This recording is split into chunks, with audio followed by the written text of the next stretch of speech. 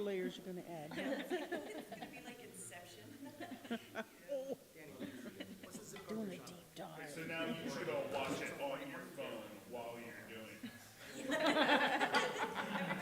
it. There was a 90s movie on that did that. They were watching stuff while it was happening, in each other's heads. God, what was that called?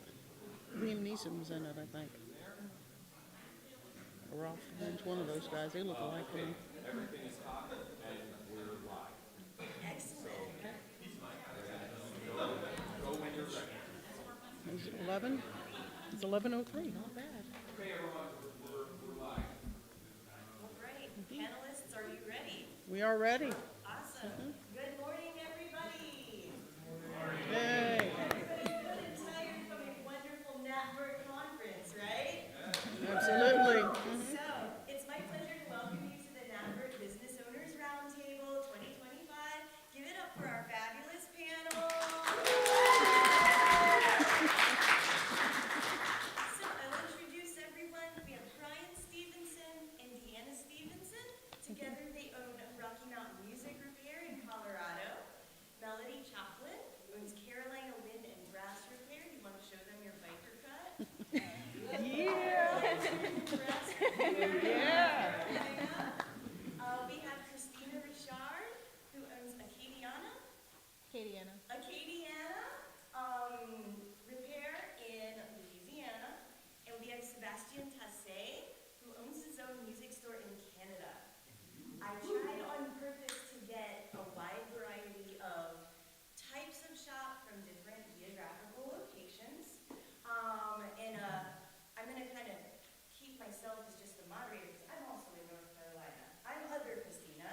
I'm Christina Thompson, Summerglen Music, Raleigh, North Carolina. So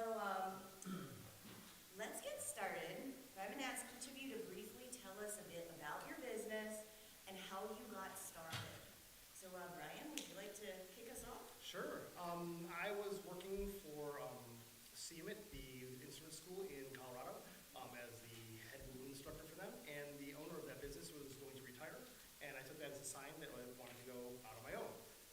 We were down south of Denver, and I moved to the north side of Denver because I didn't want to be in competition with whoever was going to take over that shop, and there was more than enough work in our area. Deanna and I were both music band directors before we got into repair, and so we kind of really built our shop with an idea of what do we wish existed when we were a band director. Awesome. Deanna, do you have anything to add to your shop? No, that kind of summarizes it. Like I said, we both were band directors, and he decided to open it up, and we had a 6-month-old, and I said, well, what the heck? And I guess I got to go along for the ride with it. Yeah. And I'm kind of the repair side and kind of big picture guy, and she's the one who actually makes stuff happen. The front of house, back of house, all the bookkeeping, any information like that. That's what I handle. Excellent. All right, Sébastien, will you tell us about your business and how you started? Yeah, sure, of course. I'm a sax player. I studied cégep, saxophone at cégep. And at some point, I got hired as a salesperson at the shop where I bought my saxophone and where my high school was doing business with. So I was hired as a salesperson. And after a year, a technician just quit, and so I took the place there. So I learned the trade at l'Atelier du Musicien. Back in the days, it was associated with Arduini. So I learned the trade there, and I bumped around. I worked 8 years there, and I worked at Twig Music too, and I started a shop at Long and McWade, in Longueuil here in Quebec, and in 2 stores. And then I decided to start the name, Atelier du Musicien. I took the name back, and I was able last year to hire the one that showed me the trade. He's 75 now, and so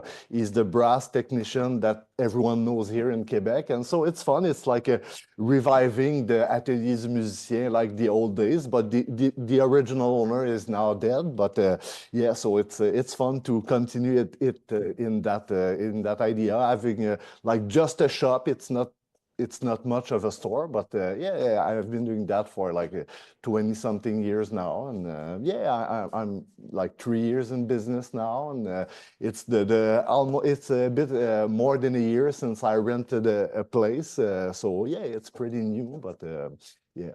So that's about it.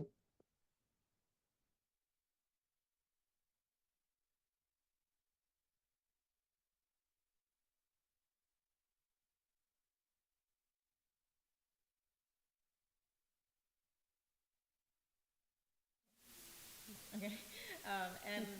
After I graduated, I worked around at a couple shops and didn't really feel like I fit in any of them and wanted to just provide something different for the community. So I started my own shop, and I mostly just do repairs and order accessories and things as needed. Excellent, thank you. And Melody? I am a Brook Mays refugee. I was working in a shop working in a store shop that had been acquired by Brook Mays way back in the day, 2000, 2003, I believe. And a few years later, if everybody remembers the story, the whole business tanked, went bankrupt. And I was in the shop when the news came down that the store was going to close, filing Chapter 13. I had 2 band directors in there because that was what we call a y'all come shop. Everyone just come and hang out. And immediately they turned to me and said, "Oh my God, what are you going to do?" I said, "Looks like I'm going to open a shop." And that was coming up on 20 years ago. Nice. Nice. Yeah. So, I had a very strange entrance to band instrument repair. When I moved to the town where I live, my apartment was about 2 blocks from a really cool instrument repair shop named Marsh Woodwinds. And I was teaching elementary school band in the school system at the time.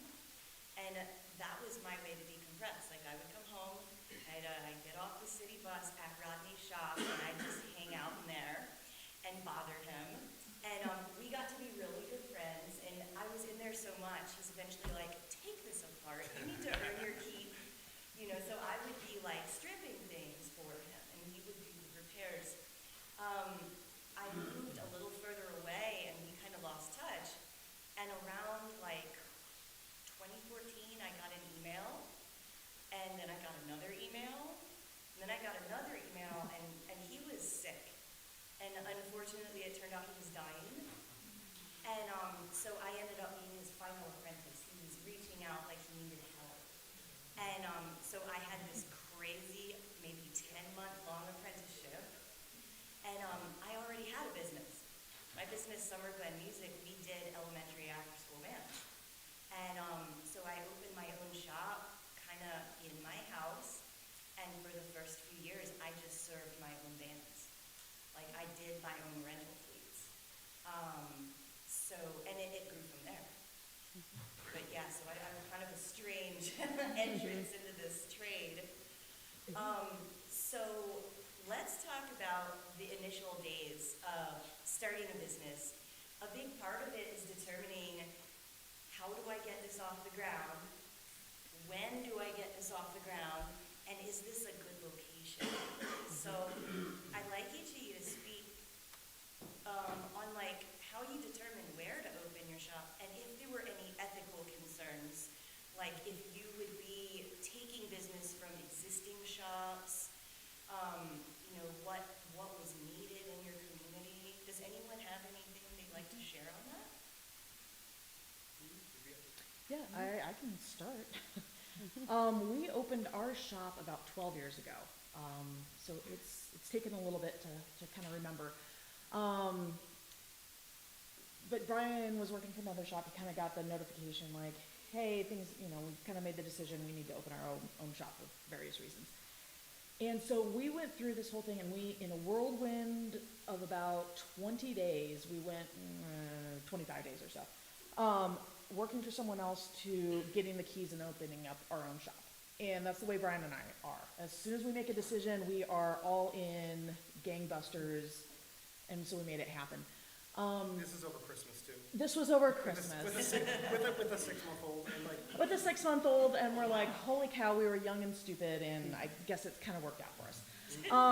And we went so far as to the point of we knew we needed some sort of software, and so we chose QuickBooks, and we went to our local library, and they had a 14 DVD box set of QuickBooks, and so it's Christmas Day, and we're plugging that into the DVD player along with my little new computer I got and trying to figure out QuickBooks.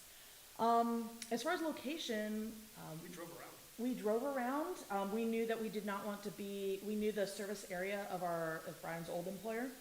We knew we did not want to burn any bridges or try to compete with that. And so we went to the north side of Denver, away from them, not with anyone else. And we searched around and we found really where was the best high schools, middle schools in the Denver area, and what music stores were providing service already or not. And luckily there wasn't a whole lot there anyway. And so we kind of positioned ourselves in between two bigger areas, between Denver and Boulder, kind of metro areas. And so we popped ourselves right in the middle. That's where some of the best high schools, State championship band for 3 different divisions was right next door to us, so. Yep, the most kind of amount of funding coming from the district, so we knew that there was some money there, and we popped ourselves right there. Kind of drove around looking for some locations, calling up some of the landlords, and in about 25 days, we had the keys and an empty warehouse, and that's kind of where we started. Well, I started in my house. I just converted part of it, the back garage, into a shop. I bought the content. When the bankruptcy sale came through, I borrowed some money, what I could afford. I didn't go whole hog. What I could afford, because I wanted to start small. I did not want to go into massive amounts of debt while I'm building this. So I borrowed what I needed to, opened up in my house. I was very fortunate, because I was already established. I already had a ready-made clientele. They were waiting for me. That being said, it still took some time. It still took some time to build up. In the meantime, I did get hired by UNCG School of Music, so I was full-time at UNCG School of Music, which had a salary and benefits, and then I had my part-time side gig, which was my shop, and I was allowed to build that up over years. Add tools, add the things that I want to, build up the reputation. So it was a little bit slower process. It is a marathon, it is not a sprint. As far as ethics are concerned, my advice, and I think it's already been touched on here, is I would highly recommend that you do not move into somebody else's backyard that's already an established technician or already an established business, because it's probably not going to go well. If I took my shop, lock, stock, and barrel, and moved it right across the street from Keystone Repair, that's just not a good idea. I'm stepping on John's clients, I'm stepping on John's area, that's just not a good idea. So being aware of where people are. That being said, is there a repair desert somewhere? I've got people now that are driving hours to get to my shop, hours. So finding out those areas that may have a lack of repair technicians or a lack of services, that's what you're looking for. So shop A is over here, shop B is over here. Maybe you could put shop C right in the middle. As dumb as it sounds, do a search for music stores closing and see if there's old people that are retired or music stores that closed in an area, because they were there long. If they were there for 50 years, you know there was clientele in that area, and you can fill that gap when if they're gone. Yeah, I was going to say my shop partner did it the right way. He bought into my shop, which is already established. And so in so many years, he will own the shop, and I can do whatever I want, but he already walked into a ready-made clientele base, a ready-made business, all the tooling ever created, because we have a lot, and he will continue that way. There's no friction, there's no problems with that. Christina? My experience is a little bit different. I was working for a shop and kind of quit suddenly, so I kind of had to get things together pretty quickly, and I wasn't sure whether I was going to start it in my house or find a place to start it up, and ultimately the price of putting a building behind my house was a lot of upfront cost, so I chose to rent a space in town anyway, give myself a storefront. There were a lot of legal issues with having a shop in my house, that I was only allowed to have a certain amount of customers come through my door every day. I had to have a certain size sign, and I couldn't have a sign that was huge because it's a residential area. So I took all of that stuff into account, and there's also different like dealer partnerships and affiliations that you can't have unless you have a storefront. So I found a space, and I am in my previous employer's backyard, but Louisiana is kind of a desert as far as repair techs go. There's just not enough of us down there. So there is more than enough work for us to handle, and it hasn't been a problem. Thank you. Sébastien, what do you think? Yeah, it sounds like same story. Like 3 years ago, I was working for Long & McQuaid, and my girlfriend and I bought a house like on the south shore of Montreal. So Montreal is an island, and so we bought a house on the south shore, and I was working at the Long & McQuaid on the south shore, and looking for a house. We got that idea that, yeah, I wanted the place in the basement to maybe start to do some stuff. I'm a saxophone player. I have a lot of professional, customers, university teacher and their students and all of that. And so a lot of professionals. So I was like, yeah, maybe I'm going to start just doing saxophone. And we didn't agree that much with working with Long & McQuaid, so we overlapped. I ended up losing the job at Long & McQuaid. They kind of agreed that they were okay that I was doing some work at my place, but it ended up that they were not. So they gave me 3 months. So I had 3 months to kind of build that up. And I was coming from a personal bankruptcy. So the banks, getting money from the banks was not an option. So I had to build up from, starting with the basic tools and stuff. And I'm a handyman, and I'm not a tool-oriented guy. So it was okay. But I ended up doing, all the brass too. And the schools and the school instrument and all. So yeah, it took time, but after a year, and we bought like an ultrasonic too. And after 2 years, we moved out from the basement and we rented a place because, yeah, we wanted to be I really like working like a two-shop technician, like a technician for brass instrument and a technician for woodwinds, and, doing school repairs too. I was already known in the community, so it was like all direct contact. So I had the clientele already, so the customer were already making the switch, and I ended up, kind of burning out myself, and I'm kind of starting back again. But yeah, renting a place, it's a big step, and doing everything, by yourself, like the accounting and all, it's kind of crazy. But as far as the competition, being on the south shore of Montreal, like the traffic thing, it's an issue. People going downtown Montreal to have their repair done, all the South Shore customer, yeah, they prefer to stop by the shop near their place. And I didn't think of that in the beginning, but yeah, the location, it's a good thing being in the suburb and not downtown. And I think yeah, of course, there's a lack of technician here too. So I think I'm not playing in anyone's backyard. Twig Music, it's a big shop, but it's mostly sales oriented. People like to have the repair shop, and I think they take the full advantage of that. Thank you. So I'll speak to the ethics thing, because when I came out of my apprenticeship, like 10 months in, like how much do you know? Like enough to be dangerous, right? So, and there were several established repair shops in my area too, and a lot of them were really good friends of mine, and it was so unexpected. I just fell in love with this trade. I didn't think I was technically minded at all, and it hit me like a ton of bricks. That's like, I really want to do this, So what I did is I concentrated all my efforts for like my first 3, maybe 4 years on rental fleets for my own school bands. So I was starting my own customer base. Like literally, I was teaching my own customer base how to play. At the time, I had 4 elementary school bands going. I usually start about 50 kids a year. So I very, very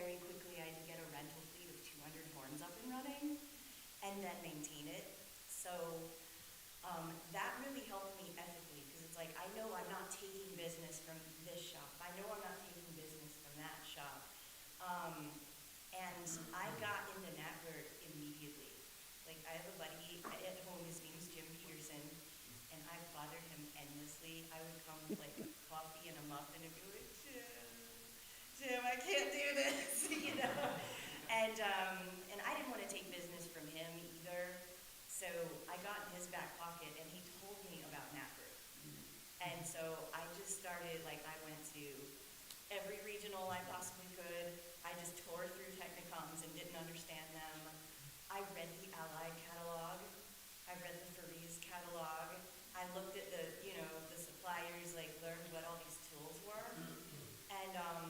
And yeah, but I really shielded the public from my subpar repair skills until they were not subpar anymore. And doing that rental fleet and being the band director was cool, because I was building serious chops, and I got to watch what failed in class. You know, it's like, oh my God, that pad always falls out of every clarinet I do. What am I doing wrong? You know, and I got to see stuff that did work. And so, yeah, it gave me, you know, that process that I could keep following.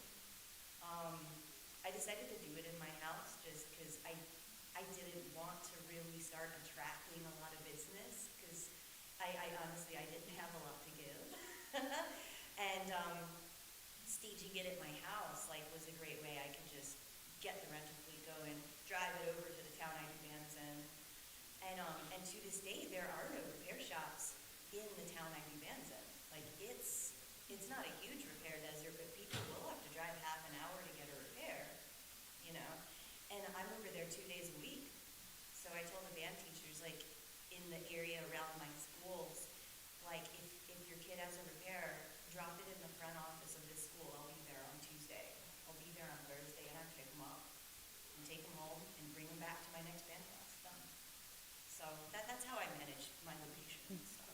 Yeah.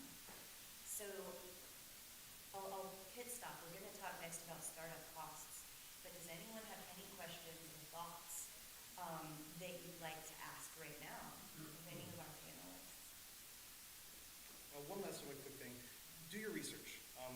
What's the population there you're going to? What is the average household median income in that area? What is the traffic on a main road? What are the really good roads? What roads do people in that town hate driving down and avoid at all costs? Like, things like that make a big difference.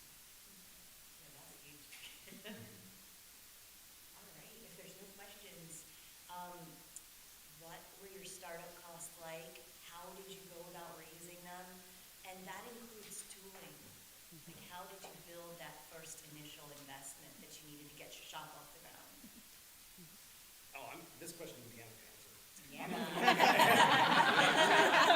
I mean, I will say, when I first started in the industry, I made a conscious effort. We took 10% of my paycheck every week, and I put it towards tools. That's great. And so for 3.5, 4 years when I was working for other people, I was constantly buying tools. Whatever tool I kept on stealing from my mentor's bench, I bought one of my own. Whatever one I went in the back, and so I had a whole bunch of brass tools that were still in plastic when the M opened, because I was like, I know I'm going to need these someday, and I'd rather do it slowly over time than go, oh my gosh, I need $60,000 right now. Yeah, and that's advice that he still gives any of our techs that work for us. They don't take it, but I give it. They don't take it, but yeah, just put a portion aside and just buy the hand tools that you always borrow from someone else or stuff like that. Not necessarily, you don't have to go get a big dent machine right now, because what are you going to do with that? But for us, we started with a personal family loan of $50,000. And that covered any of the other tooling that we needed. It covered all pads, a small selection of retail accessories that we opened up. And with our retail location, we started, I think it was 1,200 square feet. So fairly small. It was mostly, half of that was like a big warehouse, and then, I don't know, maybe 300 square feet was kind of a retail area, and another 300 square feet of that was like the shop area. We bootstrapped it. I mean, we're buying cabinets from Habitat for Humanity for all of our workbenches, things like that. We're saving money everywhere we can. Yes, and Melly came up with, said the exact same thing. We started and were within our budget. Whatever we had at the time, that's what we worked with, and then we expanded. Whether that be retail-wise, if a customer kept saying, hey, do you have this, that? Well, on the next order, then I would just put that in, and we would slowly grow that. We Same started thing like with three tools. boxes. We started with 3 boxes of reeds and two valve ones, and that's all we had. Yep. Just to know, Yeah, so same thing with tools. We did not start out with a dent machine. But the minute a customer came in and literally ran over their French horn with it, Brian turned to me and said, we gotta buy a dent machine. I said, okay, it is time. It is time. The deal that we've always had is that I can buy whatever tool I want, as long as I've actually got a job right now for it. I can't buy it for 3 years from now when it might come in the door. But if the job is right there for it, it doesn't matter what the tools we buy, because we did the job right. And that first job, hopefully it pays for it. That's always been our deal. You know? That's correct. Yep, and so we, just over time, we have slowly grown, both the retail, the tooling that we have, until now, 12 years later, we're in a 5,500 square foot location. We were able to pay off that loan in 2.5 years. Yes, the personal family loan, and so we've just made it, I don't personally like debt, and so we just made that conscious decision that whatever we do, I'm gonna pay cash for, and so just, like in personal, I just save up for that tool, and then as soon as we got it, great. And we're still that way. We run our business with 0 debt. We have Very rare, we know. rotating credit card every month, but if I wanted to close tomorrow, I don't owe any money to any of my suppliers at all. I could walk out the door and everything's mine. Yep, very similar. Of course, when the company I worked for, or the store I went for, went under, I bought the content of the shop. And I was even more fortunate because as the other locations closed, the other stores closed down, the other shops closed down, they would take that inventory, pile it into mine. So I had 3 shops worth of inventory, 3 shops worth of tooling, 3 shops worth, just a pile of junk is what I had. And the bankruptcy guy was running around and, he was a squirrel, did you buy this, did you buy this? And I said, yeah, I bought those.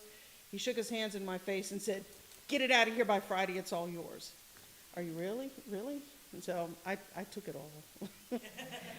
But I didn't have space for it. So there were a lot of things that I sold. In retrospect, there's some things I wish I would have kept. But as a one-person shop with limited amount of space, limited amount of service, and just starting out, I want to emphasize, it is a marathon, it is not a sprint. No, you have to plan ahead. So this is what I can service, this is what I can do.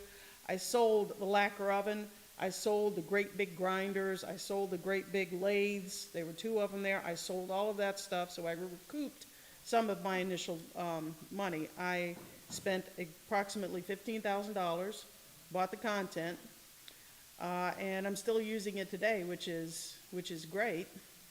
And over time, I have justified buying a tool that I need because every time I turn around, I wish I had that tool. I need that tool. I wish I had that tool.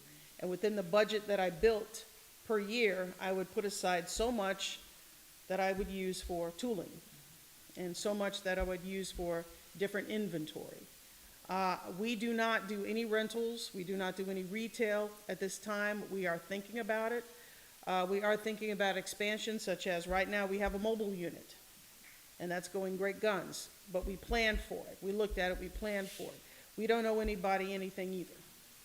Everything is bought cash. So, credit card, we don't use it, because we don't need to. So, building it up slowly, adding to your services. This is our PC. Oh, now we've got a sonic washer. We can add this offering. Now we have lathes. We can add this customization. And as that grows, your business grows, your revenue grows. I know we were touching about accounting and that kind of stuff, and that's going to be at a different topic, so I'm going to leave that there. That's how I started, and that's how I justify what I'm doing now. But starting slow, growing as your skills grow, or as the need grows, or as your services grow. I did not take a loan out for my shop. I took the loan from myself. I've always been very stingy with my money. I've always saved everything. That's just how I grew up. And I took half of my savings and started the business with about $25,000 to $30,000. And then I planned to live off of the other half while the business got started. And I went and found a space, worked out a deal with the landlord for a graduated lease, so I would start out at a cheaper rate and he'd increase it to what he actually wanted for the space. A lot of landlords will work with you in that way, you just have to ask. Past that, I opened up a credit card and bought as much as I could on that card. That card was 0 interest for a year, and that way I could use my cash to keep the cash in the business for my operating expenses, so that I could pay off the tools slowly with no interest. So it was kind of a interest-free loan that I created for myself. That's a good idea. And now I also don't have any debt. I pay everything cash and pay off the cards every month, so. I need to do that. Sébastien, how were your startup costs? Yeah, I had a loan from my girlfriend, so I came back from a bankruptcy, so I cannot borrow money from banks. So I started up with 20 grand, so $20,000, and the first 3 months I was still working full time at Long and McQuaid. So all the cash basically from my repair at my place were going back to buying tools and buying pads and stuff. So I had 3 months, which I still had my job, my regular job at Long and McQuaid as a technician. So yeah, and after a year, it was time to buy like ultrasonic and stuff, doing brass, and so I got another 20K from the family, So basically after a year, it was like 40K of investment, and like you said, each job, if I needed a tool, I would buy the tool, and even if it's like a $200 dent job, I would buy the $1,000 tool to remove the dent, but that was the time to do it, and I wanted to offer that service, because there's all kind of private technician here, but they don't do dent work and they don't do that kind of stuff. So I want to do dent work and doing brass and wood. So yeah, that's basically it. Like 20K the first year and like for another 20K after a year. And that was it. I was able to move after 2 years to rent a place, and I was able to have like 10 grand aside to just, it was already, as it is now. So I just moved my stuff in, and that was about it. Of course, the insurance, the fees and all, to have the signs and all the stuff that comes with renting a place. But yeah, that's it. And I have a credit card now, and basically I pay it like almost every month. And all the purchase, it's going, it's paid for, day to day on the credit card, and I still paying the loan, to the family. And, Again, my situation was a little weird. Like I had all these after-school bands going. It was a lot like having a job at a music store and building custom carbon fiber trombone slides in your garage. So yeah, the business as it existed was taking care of my monthly expenses already. So what I did is I said, whatever income comes from these rental horns, from my rental fleet, first it goes into more rental horns, and then it goes into tools. So I'm really bad at math, and I still own a successful business. So I don't know what my startup costs were, but I know like I would put, I had my personal account, I had my business account, and like I would add up whatever number on the spreadsheet was all mine. Like this is what everybody paid for their rental. I transfer it into this other account. I'm like, I can blow that much on tools this month. I can blow that much on eBay getting horns to refurbish, And so that helped me build up my tooling. And like to echo Melody, it's a marathon, not a sprint. I got what I needed as I needed it. And,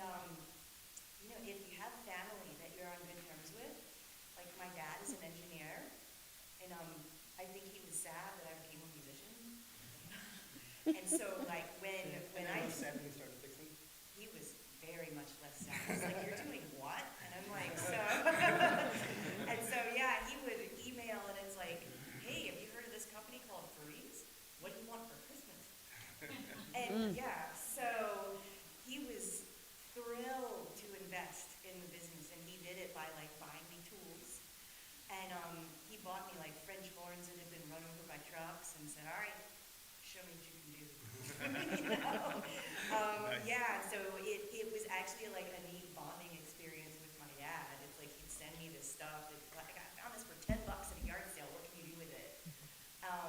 So yeah, that was repair school for me.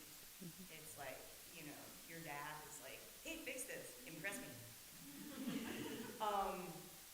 So yeah, and I still do have a budget for like tools that I don't necessarily need right now.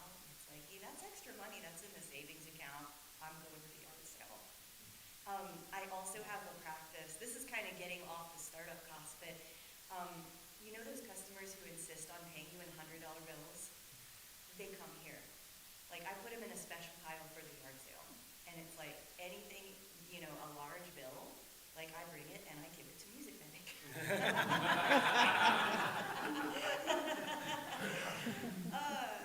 One thing I'll say, and Deanna says I'm famous for saying this, which is a weird thing to be famous for, is it's going to cost you a lot of money in places you didn't expect. And my phrase is, don't forget the trash cans. Like, because like you can budget for, you know, pads are expensive, you know, tools are expensive, you know, furniture is expensive, computers, all that kind of stuff. That's in your head, like, yeah, I got to buy that. And we built our entire shop out, and then we went walking around and went, we don't have any trash cans. And it sounds dumb, but like when you need one for each bathroom, you need a big one to roll out to the dumpster in the back, you need one by the office, one by my bench, one by the back bench, one in the warehouse. It adds up like $375 in trash cans. And you're like, well, that's not like $10 out of your pocket. That's a big chunk of your budget when you're starting with like that kind of thing. So don't forget the trash cans. That's great. Good Yeah. point. So ongoing, and I'll direct this to Deanna because you're in accounting. Okay. How do you handle the financial side of your business, taxes, accounting, keeping the books? Okay. It's a loaded question. I do it all. So we have a POS system and an accounting system. POS system just to ring out customers. We didn't initially start with that. We just started with our accounting system, which is QuickBooks that we chose. And I alluded to, you know, we learned it off of DVDs. And then that worked great for about 2 years, and then I realized it needs some more functionality. We're growing our retail, I need to be able to be a lot faster on that. So then we got a POS system. But accounting-wise, you can learn a lot if you search out those DVDs, but then go to your Chamber of Commerce, go to your city, go to the state. SBA. They have a lot of free resources, online Zoom calls about how to file taxes or, you know, stuff like that. Because you need to know how to file city's taxes, state taxes, use tax. I mean, just signing up for all these licenses that you have to have too. I mean, it can be overwhelming, but they're really good about breaking it down. Or even asking ChatGPT, like, what do I need to do as far as like accounting to be aware of that you're going to have to learn. That doesn't mean that you can't outsource it. You know, we have an accountant that does the actual filing of things. But if you don't, then you need to have someone who can just do the everyday paperwork of just inputting all these receipts and stuff like that. But yes, if you can, hire professionals to do the actual filing of taxes. On that, but you should know enough that when they give it to you to say look it over, you're like, all right, this looks good. Just Google or ChatGPT. How do I read a P&L? What is a P&L? Like these are just terms that if you aren't familiar with, you're going to very, very quickly become experts on it. Geez, what else was that question? Or we'll move on. Accounting in general. Yeah, accounting in Yeah, general. just accounting in general. Yeah. Yeah, I mean, I've just gotten to the point where I just have like some documents of like what I have to do every month. Yeah. That just keeps me, I need to file this month, monthly, quarterly, yearly, and then I just kind of set up my processes that way and She has go very about it. detailed to-do lists all over the place, and yeah. Even if she were to like run away tomorrow, I could probably go in there and figure it out. And I wouldn't do a good job at it, but I could figure it out. Yeah, there's a lot. Melanie, what do you think?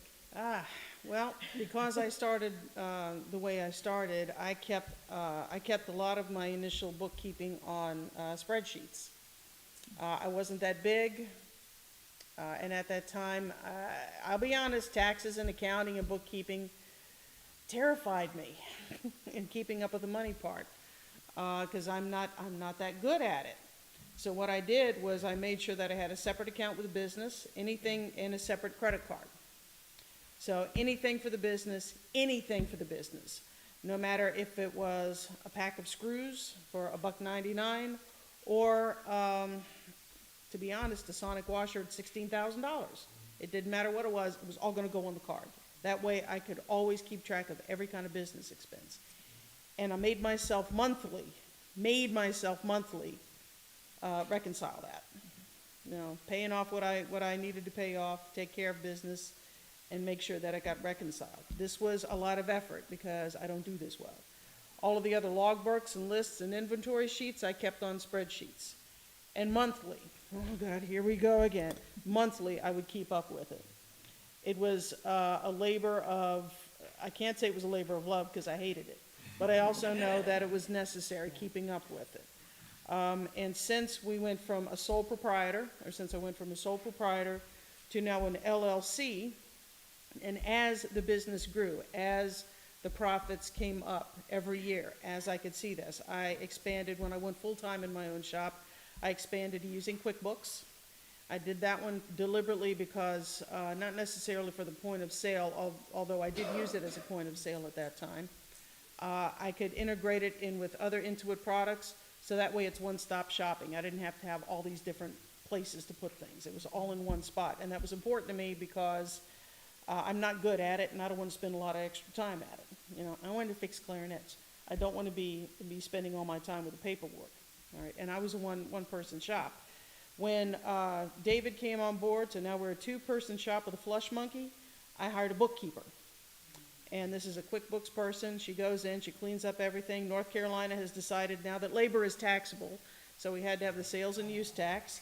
That was another layer on top of everything. So having a bookkeeper come in quarterly to clean up everything, make sure it still operates. The day-to-day stuff, Dave and I have to take care of, but she covers the rest of it, and she is worth her weight in gold. She is worth her weight. Having a bookkeeper come in and take care of business, pay the sales and usage tax for us, it's wonderful. And at the end of the year, she's the one that compilates everything together. I hope that's the right term. Combines everything together, hands it to us, and we can look through it. And we do understand what all of these little lines are and what it is at the end. Oh, we had a 17% growth in business this year. That's all I want to see down there. You know, expenses versus, you know, income, outcome, accounts payable, accounts receivable, all of that she takes care of. And as we have grown into that. I didn't start out that way because it was very small business, and then it's grown into what it is now. So. You mentioned in taxes, Deanna did something really smart, and I'd highly recommend it too. You're talking about making other accounts. Deanna has a separate account for a business that's just called just for taxes. The tax money is not yours.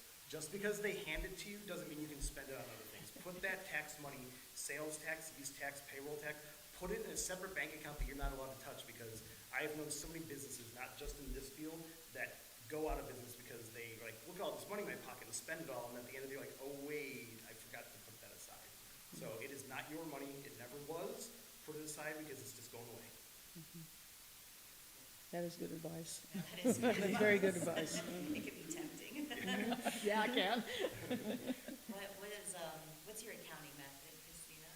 So I knew from the very beginning that the business side of things was going to be extremely difficult for me. I have no business background, no experience in anything but customer service and repair. So I, every major university should have a small business development center as part of it. I went and found mine.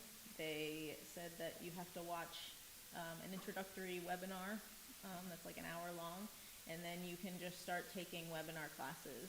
And actually started doing that while I was still working for my previous employer. I'd go on my lunch breaks to a coffee shop and just listen to business webinars, and then I was just starting to slowly gain that knowledge. And once you get to a certain point, when you're ready to start moving forward with a business plan and getting things set up, they partner you with an advisor. And so I would meet with that advisor once a month, and she would just have a checklist of what have you done, where are you in the process, have you applied for these licenses, have you, registered with the Secretary of State, have you, she just asked me all those things. And they can also do all of those things. Like you can also get an accountant or CPA or a lawyer to do some of those things, but they will help you do them with you for free.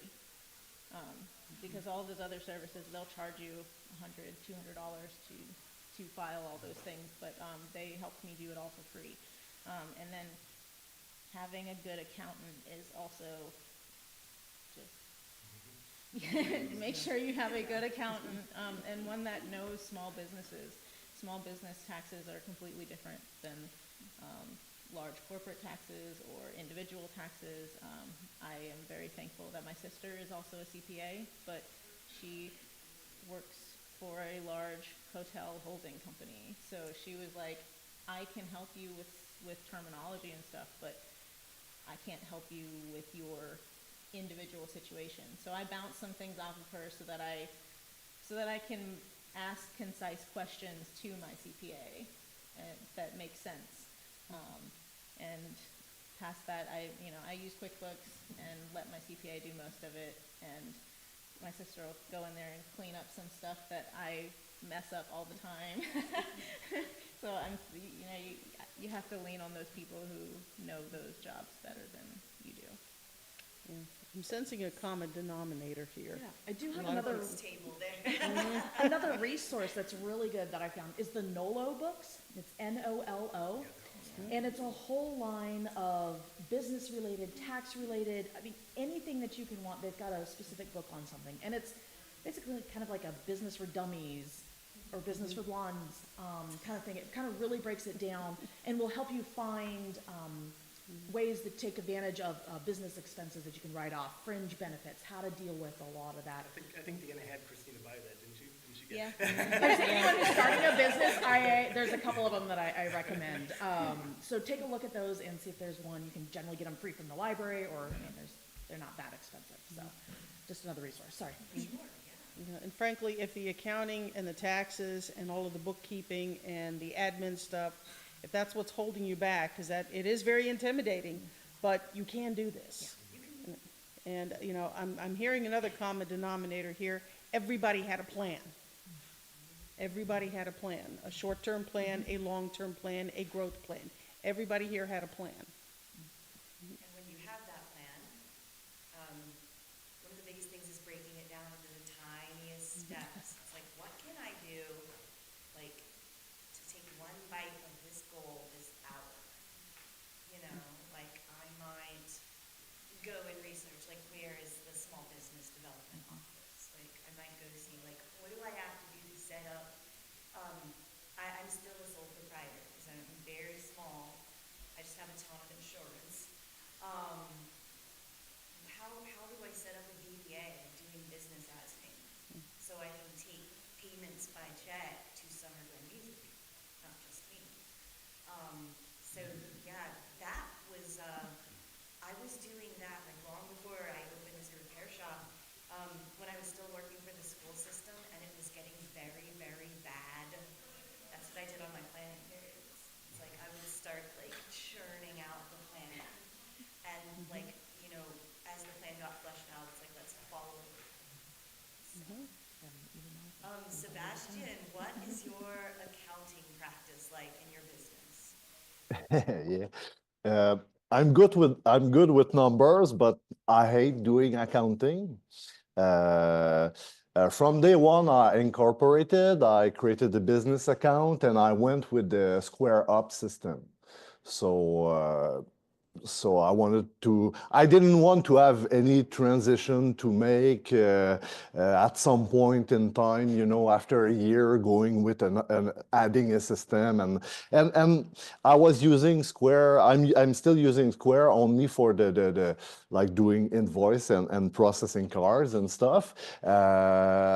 As far as the accounting, first year I was doing like spreadsheet. I was doing everything, by myself, and I had my accountant for the end of the year, stuff, for the taxes and all. But after a year, I was already overwhelmed with the spreadsheet and the expense, and I was like, yeah, there's gonna be like couple transaction a month, but it was quickly more than that. And so I hired a friend, a technician, accountant that was doing. After a year, I went with QuickBooks. So QuickBook connected with Square, and I have one person doing monthly accounting stuff. Coming to the store, taking the invoice and stuff. And I still pay the invoice by myself and doing the checks, taking the checks in. But she's doing the accounting, in a QuickBook like monthly. So there's no big thing to do at the end of the year. So as soon as I realized that there was always job on the shelves, I was like, yeah, I have no needs to do that for myself. I was like, I'm gonna put that in the end of an accountant, like every month. It's once a month, and I went with the payroll too. After years, I had an employee, so I went with the payroll system too. So it's the accountant that. I still doing the pays, but she's doing all the accounting and yeah. So we'll pause once again. Does anyone have any questions? Yes, sir. So we talked about the more, I guess, obvious like obstacles, like the financing, the location, all that stuff. Are there any maybe not so obvious things that we should be aware of when opening this? Oh, yeah. That's a good question.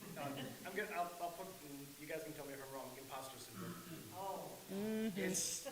You're gonna get out there and you're just gonna be like, a pro's gonna walk in the first day and you're gonna be like, I can't do this work. Even if you're doing that work every day at your previous job, you're gonna feel like, you're doing your best, but it's gonna be really hard to feel like in your own shoes and feel comfortable with it for a long time.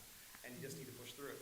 It's really tough because you're gonna be like, why would they come here when there's X store down the road that's been there for 75 years? Like, why would they be looking at me? And you just have to realize that if they're coming to you, they weren't getting something from somebody else. And just do your best. But I mean, I still deal with it. I sit here and go, why do they want me on this panel? I don't know anything. Why do they want me as a clinician? I'm an idiot. You're like, that's how I'm wired, but you got to push through it and do it anyway. Yeah, I'll speak to that too. The importance of being yourself is huge. Like Brian said, it's like people walk through his doors because he's Brian, people come to me because I'm me. And when I was entering the world of business, again, I'm kind of dressed business like today. But yeah, you see all these stock photos of polished people in these modern offices, and I honestly that scared me away, and I thought, I don't know if I can do this. I'm not one of these people. I'm like a dirty little raver, And but I've had a successful business since 2006. I'm running the black on my taxes every single year, And a lot of those big businesses don't. They don't, yeah. And so, and a lot of people, they say if they come to my shop because of that certain something that my shop does, And then some people, I'll ask even more. It's like, well, what is it? Can you tell me so I can do more of it? And yeah, so it's the amount of confidence you have to instill in yourself, and just investing that time in yourself and caring for yourself, and that is hard in our trade, because especially in the summer, it's we're working our fingers to the bone, but it's you have to take care of the main resource in your business, so you don't burn out,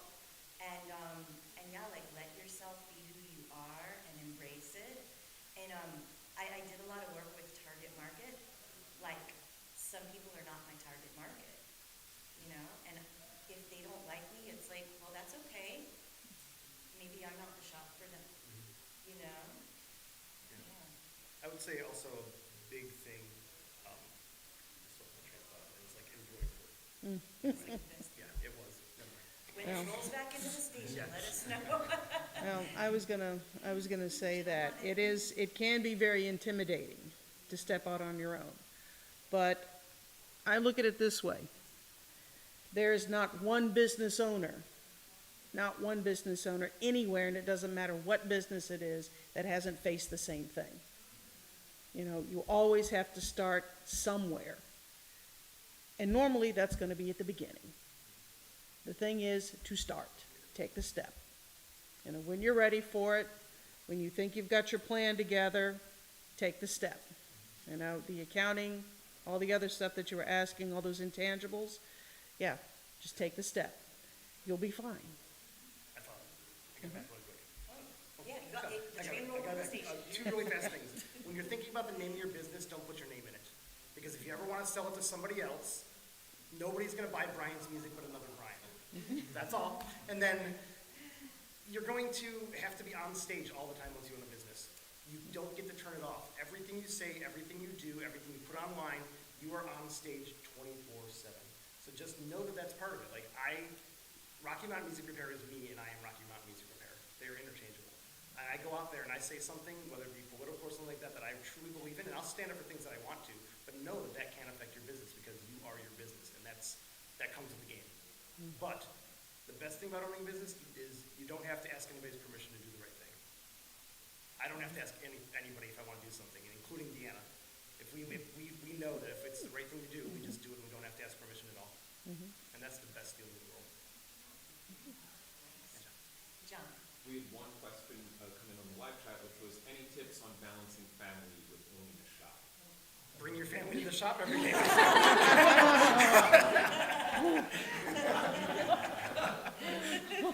Sorry. That's been a good thing about a home-based shop. You know, it's like I'm not doing the volume that some of these larger shops are doing, but there's that flexibility.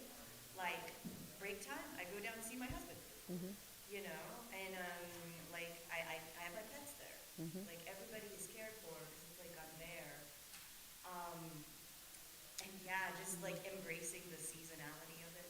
It's like let yourself have fun when it's not July. You know. I'm so mad that I don't ski because like I should be a winter sports person in Colorado and I'm not. But I don't, because winter's when I could do stuff. Well, Rio's thoughts. balancing time, balancing shop, balancing yourself, set limits, and stick with them. If your closing time is 6 o'clock, your closing time is 6 o'clock. I will admit freely, sometimes I have fudged on that, okay? But when I was a single mom, I had a child. Almost everything I did was child-oriented outside of the business, you know, and it was that way, but I set limits. I set limits as to when I was going to be at the shop, when I was going to answer phones, when I was going to take care of things, and I stuck with it because I had a child I had to take care of. So, and that is tough. I'll be there in 10 minutes. Can you please wait for me? All right, I admit, like I said, sometimes I fudged, depending on who it was. But there are times, it's 4:30 on an afternoon, Friday afternoon, 4:30. I got to have this piccolo by 7 o'clock tonight. I'm sorry, I can't do that. My son has a game that he's going to be at, There's so also I'm the sorry, I non-demanding can't. person, but I mean, there are times when you're a business owner, they can put 140 hours a week in. And you're going to be there from the moment you wake up to the moment you go to bed. It's going to happen sometimes because you just have, because people will always ask you, how do you do it? And me and Deanna both came to consensus, we don't have any other choice. We have to do it. You know, like, what do we do? Just walk away and give up? So sometimes you have to do that, but don't let the customers dictate that. Let your own stupidity dictate it.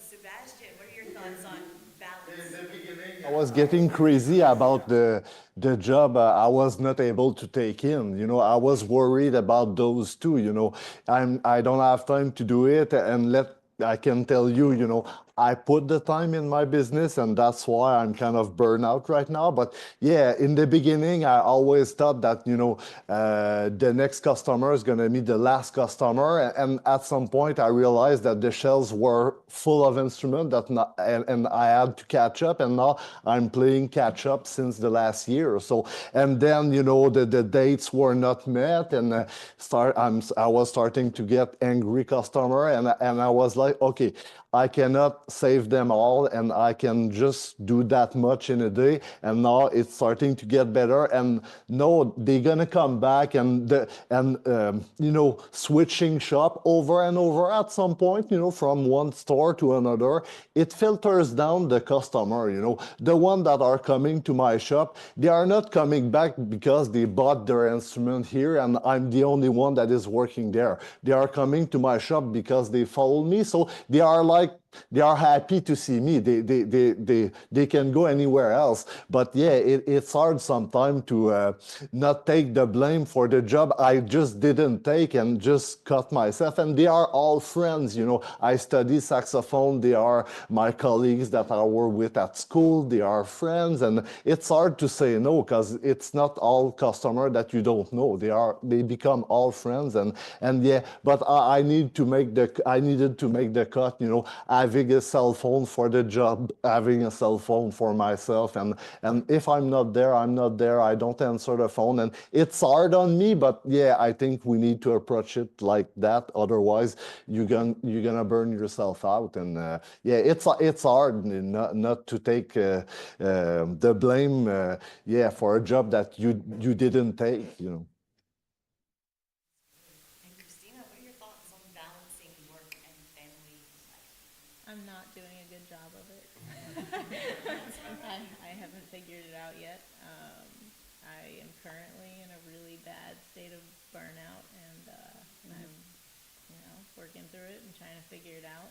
And my husband's been really supportive, and he's been in my shop helping me after his 40-day or 40-hour-a-week job. And it just Commentary on that. When you get in the airplane, they say when the air mask drops down, put it on yourself first, because if you don't take care of yourself, you can't take care of everybody else. Take care of yourself first. Yes.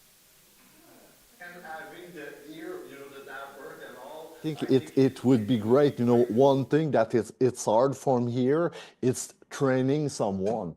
I cannot hire anyone that know the trade. I will go like anytime I hired someone that can really help, but I spent a year training someone, and I ended up burning myself because I was doing like 80 hours a week. So NAPBIRT, if they can help with that, that's why I'm here today, and that's why it's appealing to me now. If it can be some kind of help to help trains people and have resources to get some training. We have time for one more question, and we are happy to answer questions afterwards and, go into more detail. I'm sure we could all talk about our businesses all day, So, last question. Well, this is more directed towards women, prepared women. What is your process in being pregnant in the shop? Oh, I can answer that. Like as far as health risks, all that stuff for women. Can you repeat the question? This has to do with being a female technician and dealing with a pregnancy while working in a shop. I can definitely answer that.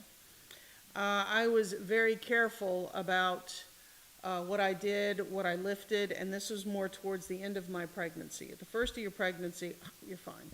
But I was very careful about safety, about chemicals, about what I breathed, about any solders. I was just very careful and conscientious of that. And when you're pregnant, when you're growing another human, it is on your mind constantly, and you think about things. What am I eating? What am I breathing? What am I being around? And it became automatic to me to look at the safety issues. As I got bigger, I was very careful about what I lifted, how I lifted. Eli became my shelf sometimes, I'll be honest. Don't tell him I said that. But I was very careful about how I sat, how long I stood. I had a very, very uneventful vanilla pregnancy, very plain. I had no problems. I had no issues. He was a week late, and I admit I was on, I didn't slow down either. I worked up until the day that I went into labor. That was my concern was, what was it, if you took time, what was that like as a sole, like, in your shop? I just took care of myself. I went to my appointments. And it's all individual, so if my doctor would have said, you need to stop doing this, then I would stop doing this. And so my experience, and every woman's gonna have a different experience. My experience was I didn't have any problems. So as I didn't have any problems, as I got closer to my due date, and he was a week late, as I got closer, I continued to work and just take care of myself, slow down a little bit. I was still in the shop, doing what I could. Mostly woodwinds, sitting, moving around as I could. I was not heaving tubas over my shoulder, but I do freely admit that a couple of days before I finally went into labor, I was on my roof cleaning out gutters, trying to do anything I could to go into labor, okay? But again, I didn't have problems. I was not having any kind of other issues. So pay attention if this is something that you're a woman, this is in your future, pay attention to what your doctor says. Be proactive with that. And if he says, slow down, then do it. I hope that answers your question. But, pregnancy in the shop, yeah, you can keep working. It's a topic that I've never discussed, so I'm like, all the time. Yeah, and my son lives here in Atlanta, is about to turn 30, so I think we're good. Yeah, it worked out. Great, thanks, Melody. And I'd like to thank John Kirkner for live streaming this, for setting this up. And before we go, what are your parting thoughts? Like if someone came up to you and said, tell me one little nugget of wisdom that you have gotten from your years owning your own business, what would it be? Start from that end. What, no, you guys go first. I'm thinking. All right, I guess I'll start because I always talk. Don't be afraid to be brave. There are going to be moments in your business where an opportunity is going to come up. You know that's the right direction to go, and it's going to be really freaking scary, and it's going to feel like it's going to start over again. When we opened our shop, we literally thought it was me and Deanna by ourselves, just me fixing some horns and she hanging out there, and we're going to do fine, and it's going to be good. And I can't say no to people, and now we do work for 200 schools, and I've got 6 full-time employees, and we were NAM top 100 dealers for the last 3 years running. And that never would have happened if we weren't brave and willing to throw ourselves out there, and it was terrifying. And that's not wherever I thought we were going to go, and I'm really proud of what we do, but you got to be willing to take it where the business wants to go. If your community wants you to just work by yourself and you're super involved with the local bands, that's where you need to be. But if your community needs you to do something more, be willing to do it. Anybody else? Sebastian? You want to go, Christina? Don't be afraid to ask questions. I have asked every single one of these people questions. Except the first time me and Christina met was like 2 days before she quit, and she was asking me, like, should I quit? And that was literally when I met her. And then from that day forward, and Christina just met Deanna like 2 days yesterday for the very first time. But they've been on the phone hundreds of times, and I keep on going, Christina has a question, I don't know the answer, Deanna, answer her. Yeah, like don't be afraid to ask the questions and make those connections and keep making them, because everyone has something that they can share with you that'll help. I guess everyone can say, don't be afraid, but yeah, you're going to be afraid. I was scared to death, just like everybody else. It's intimidating, it's scary, it's new. The idea of, oh, I've got to produce this on my own, there's no safety net, I don't know what's there. But, taking that leap of faith, taking that big leap of faith and hoping you're not going to hit rocks at the bottom, it takes that one step. And everybody that's ever been in this business, or everybody that opens a business, no matter what it is going to take that same leap of faith. More than likely, the way this business is, the way BIR is right now, you're not going to hit rocks, you're going to hit a trampoline. So, and that's what I hit, and I'm still bouncing. You know, and I think that's pretty accurate for what we are right now. The demand is there. Invest in yourself. Don't be afraid. And it's a marathon. Plan long, and you're going to be successful. Any thoughts from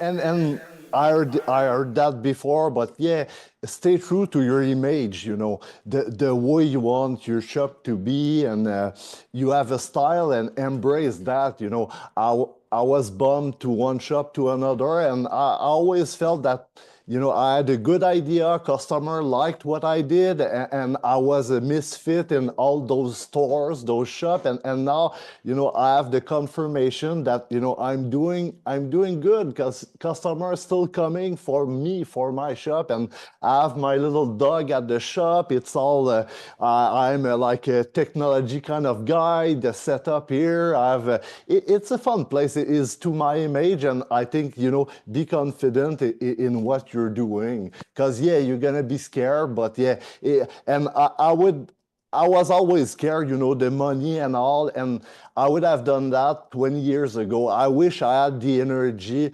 when I started my business that I have, you know, when I was in my 20s and not in my 40s. I wish I would have made the move like 20 years ago, but I was young and I had the opportunity to buy the business, but I was not there yet. But yeah, but I was like, yeah, I'm gonna take the financial, you know, the big businesses, the financial of the big businesses, and we're gonna bring my idea to another level. But it didn't work, because, you know, they have their own idea, and I think that, you know, starting my own shop, it was still the best thing to do. But I wish I would have done that like earlier. Yeah. Start today. Seriously.